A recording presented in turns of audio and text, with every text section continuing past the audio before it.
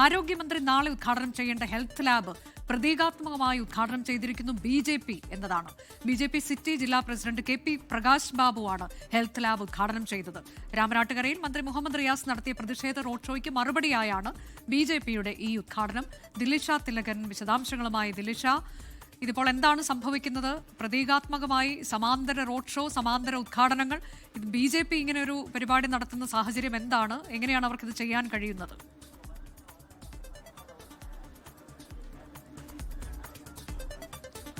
അനുജ, നാളെ കോഴിക്കോട് ജില്ലയിൽ ആരോഗ്യമന്ത്രി വീണ ജോർജ് ഉദ്ഘാടനം ചെയ്യേണ്ട വെക്ടർ കൺട്രോൾ യൂണിറ്റ്, അതാണ് നമ്മൾ ഇവിടെ കാണുന്നത്. ഉദ്ഘാടന സജ്ജമായിരിക്കുകയാണ്. അതിൻ്റെ അലങ്കാര പണികളെല്ലാം നമുക്ക് ദൃശ്യങ്ങളിൽ കാണാൻ സാധിക്കും.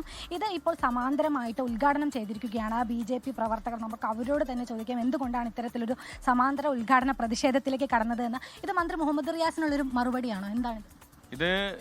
മുഹമ്മദ് റിയാസിനും കേരളത്തിലെ പിണറായി സർക്കാരിനുള്ള മറുപടിയാണ്. കാരണം ഈ വെക്ടർ യൂണിറ്റ് 2,17,40,000 രൂപയാണ് ആകെ ചെലവ്.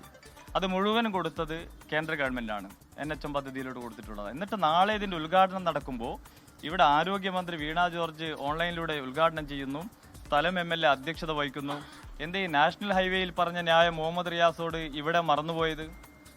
അവിടെ കേവലം ഒരു 7% പണം കൊടുത്തതിൻ്റെ പേരിൽ ഉദ്ഘാടനത്തിൻ്റെയും മൊത്തം അട്ടിപ്പേർ അവകാശപ്പെടുന്ന ഈ മുഹമ്മദ് റിയാസ് ആദ്യം ഈ ന്യായവും മാനവും മര്യാദയൊക്കെ സ്വന്തം ജില്ലയിലുള്ളവരെ പഠിപ്പിക്കട്ടെ.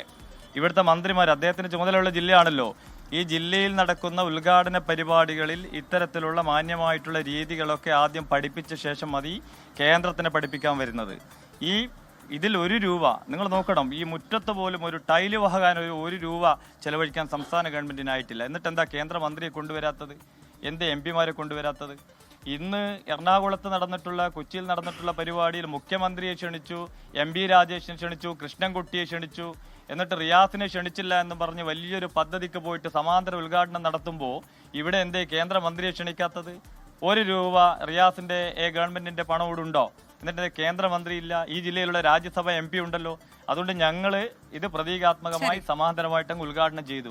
ഓക്കെ അനുജ, അവർ പറഞ്ഞതുപോലെ തന്നെ സമാന്തരമായിട്ട്, അതായത് മന്ത്രി മുഹമ്മദ് റിയാസിന്റെ പ്രതിഷേധ റോഡ് ഷോ ഇന്ന് നമ്മൾ കണ്ടതാണ്. അതിന് സമാന്തരമായിട്ട് തന്നെ ഇത്തരത്തിൽ 100% BJPയുടെ ഫണ്ട് ഉപയോഗിച്ച് നിർമ്മിച്ച ഒരു കെട്ടിടമാണ്.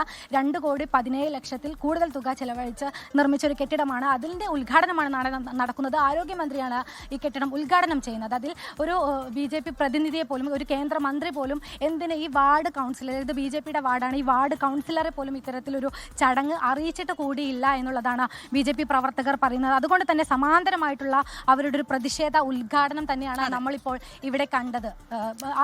മന്ത്രി മുഹമ്മദ് റിയാസിനുള്ള ഒരു മറുപടി കൂടിയാണ് ഇത്. മന്ത്രിക്കുള്ള മറുപടിയാണ് എന്ന് പറയുകയാണ്. ഈ ഹെൽത്ത് ലാബ് അത് കേന്ദ്രം നൽകിയ പണം ഉപയോഗിച്ച് നിർമ്മിച്ചതാണ് എന്ന് പറയുകയാണ്. അതിൽ കേരളത്തിന് ഒരു അവകാശവാദവും ഉന്നയിക്കാൻ കഴിയില്ല. അതുകൊണ്ട് ഇന്ന് എന്താണ് ഇപ്പോൾ രാമനാട്ടുകരയിൽ ഉൾപ്പെടെ കണ്ടത് എന്നതിനുള്ള മറുപടി നൽകുകയാണ് തങ്ങൾ എന്നതാണ് BJPയുടെ അവകാശവാദം.